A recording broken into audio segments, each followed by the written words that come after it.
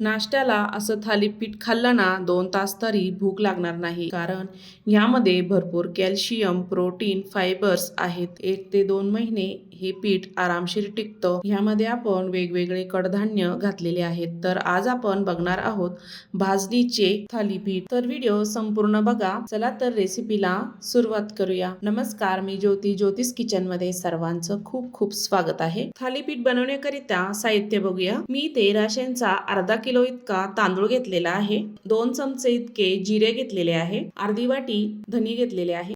2 चमचे मेथी घेतलेली आहे. 1 चमचा काळे मिरे घेतलेले आहे. अर्धी वाटी साबुदाणा घेतला. 1 मोठी वाटी मूग घेतलेले आहे. 1 मोठी वाटी पोहे घेतलेले आहे.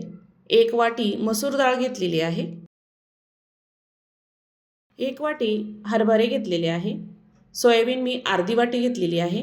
अर्धी वाटी बाजरी घेतलेली आहे आणि अख्ख्या मसूर मी इथे माझ्याकडे उरलेला होता तो घेतला. 1 मोठी वाटी गहू घेतलेला आहे. चवळी घेतली अर्धी वाटी. अर्धी वाटी कुळीत घेतलेले आहे, त्याला हुलके पण म्हणतात. आणि 1 मोठी वाटी ज्वारी घेतलेली आहे. आपण इथे सर्व साहित्य बघितलं.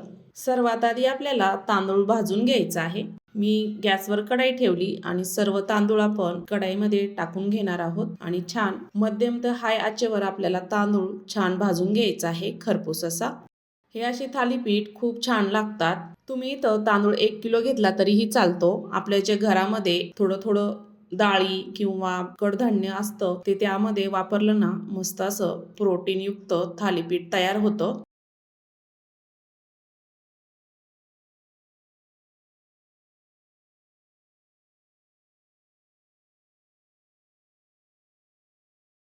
छान आपले तांदूळ भाजून झालेले आहे. बघू शकता कलर बदललेला आहे. काढून घ्यायचे का ताटामध्ये. त्यानंतर गहू टाकूया.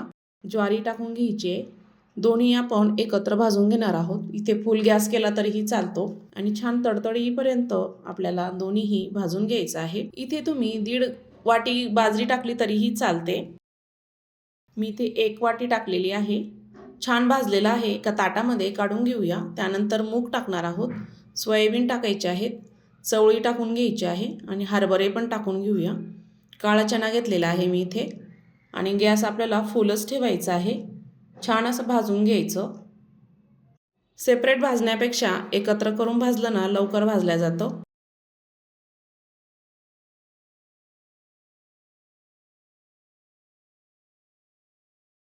भाजत आल्यानंतर खमंग असा वास यायला लागतो. लगेचच कळतं. छान भाजलेला आहे. ताटामध्ये आपण काढून घेणार आहोत. त्यानंतर साबुदाणा टाकायचा आहे. बाजरी आणि जो आपण अख्खा मसूर घेतलेला होता तोही टाकून घ्यायचा. कुळीत टाकून घ्यायचे आणि मसूरची डाळ आहे तीही टाकून घ्यायची आहे. आपल्याला ही सर्व एकत्रच भाजून घ्यायचं आहे. साबुदाणा अगदी गरम झाला तरीही छान बारीक होतो. जास्त वेळ लागत नाही. हे भाजण्यासाठी आपल्याला 5 ते 6 मिनिटं आरामशीर लागतात फुल गॅसवर. हिवाळ्यामध्ये असे पदार्थ नक्की करून बघा. मी दरवर्षी करत असते. पचायलाही आपल्याला सोपं जातं, कारण थंडीमध्ये फुल भूक लागते.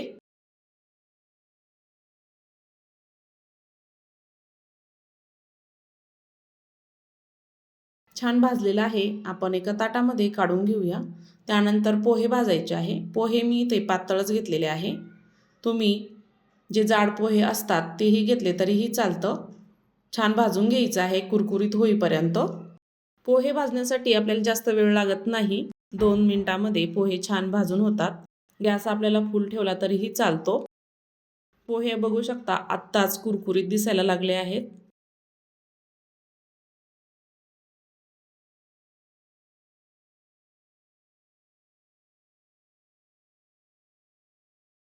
छान पोहे भाजलेले आहे. हातावर असे चुरगळून बघायचे. ताटामध्ये आपण काढून घेणार आहोत. त्यानंतर मेथी टाकूया. काळे मिरे टाकायचे. धणे टाकायचे आणि जिरंही टाकून घ्यायचं. सर्व आपल्याला एकत्र छान गरम करून घ्यायचं आहे फक्त. 1 ते 1.5 मिनिटामध्ये छान गरम होतं. एकसारखं हलवत छान मी इथे गरम करून घेतलं आणि आपण जे सर्व कडधान्य काढलेले आहे त्यामध्ये ओतून घ्यायचं आहे. सर्व आपल्याला थंड होऊ द्यायचं आहे. थंड झाल्यानंतर गिरणीतून छान बारीक दळून आणायचं आहे.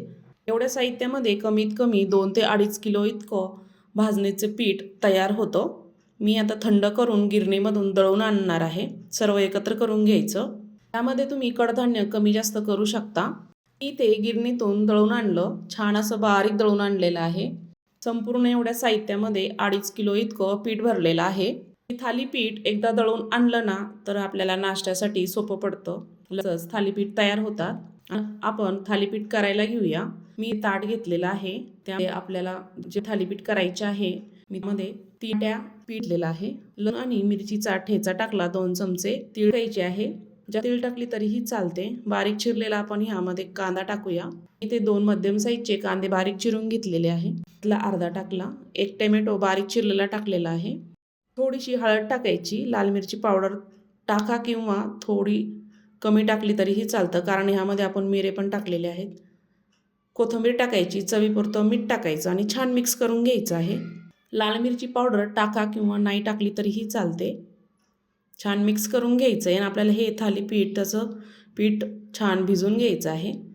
मी यामध्ये थोडं पाणी टाकलं आणि छान मिक्स करून घेणार आहे. पीठ भिजून घेणार आहे या पद्धतीने.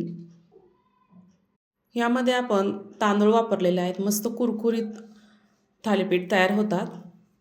अजिबात नरम पडत नाही. असे कुरकुरीत थालीपीठ सगळ्यांनाच खायला आवडतं.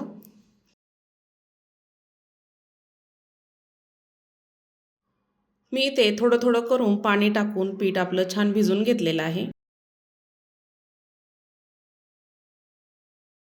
थोडंसं 1 चमचा तेल टाकायचं आणि छान पीठ आपल्याला एकसारखं मळून घ्यायचं आहे. ह्यामध्ये तुम्ही काही भाज्या पण घालू शकतात. बारीक चिरलेली गोबी, पालकची भाजी, मेथी ह्यामध्ये मी घातलेले नाहीये. तुम्ही घालून हे थालीपीठ बनवू शकता. पीठ आपलं छान भिजलेलं आहे. आपण आता लगेचच थालीपीठ करायला घेऊया. मी ते छोटासा गोळा घेतलेला आहे. छान गोल करून घ्यायचा आहे. छान गोल करून घेतला.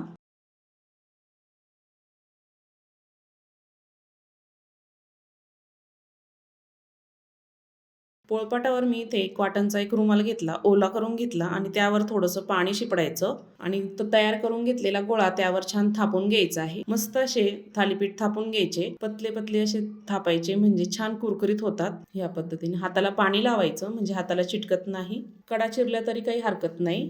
छान असे थापून घ्यायचे आहे. या पद्धतीने तुम्हाला मध्यम साईजचे किंवा छोट्या साईजचे थालीपीठ तुम्ही करू शकता.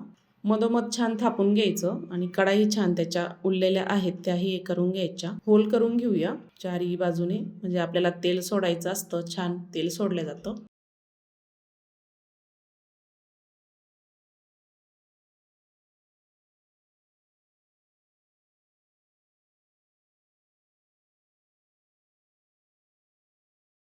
तवा छान गरम झालेला आहे. थालीपीठ त्यावर टाकून घ्यायचं आहे आणि होलमध्ये थोडं थोडं तेल सोडायचं आहे. कडेनेही तेल सोडायचं, म्हणजे छान थालीपीठ तयार होतात. तुम्ही तेलाऐवजी तूप किंवा बटरही टाकू शकता, लोणीही टाकू शकता. थालीपीठाची एक बाजू छान भाजलेली आहे. छान उलथून घ्यायचं आहे. दुसरी बाजू आपल्याला छान कुरकुरीत खमंग भाजून घ्यायची आहे. या पद्धतीने एकसारखं उलटण्याने दाबून आपल्याला थालीपीठ छान तयार करून घ्यायचं आहे. बघू शकता दोन्ही बाजू आपल्या छान भाजलेल्या आहेत. या थालीपीठामध्ये आपण छान असे कडधान्य वापरलेले आहेत, म्हणजे छान पौष्टिक आहेत. अजून पौष्टिक बनवण्याकरिता यामध्ये अजून पालेभाज्या वापरल्या ना तर छानच त्याची चव येते. थालीपीठ आपलं छान भाजलेलं आहे. एका ताटामध्ये काढून घेऊया. बघू शकता मस्त खमंग खुसखुशीत असे थालीपीठ तयार झालेले आहे. हे थालीपीठ तुम्ही दही सोबत, लोणच्या सोबत खाऊ शकता. तर आजचा व्हिडिओ आवडला असेल तर ज्योतिष किचन चॅनलला सबस्क्राईब करा, लाईक करा, जास्तीत जास्त व्हिडिओ शेअर करा आणि फेसबुकवर बघत असाल तर फॉलो करा. लाईक आल्यानंतर हाईप येतं, हाईप करा. तर संपूर्ण व्हिडिओ बघितल्याबद्दल सर्वांचे धन्यवाद.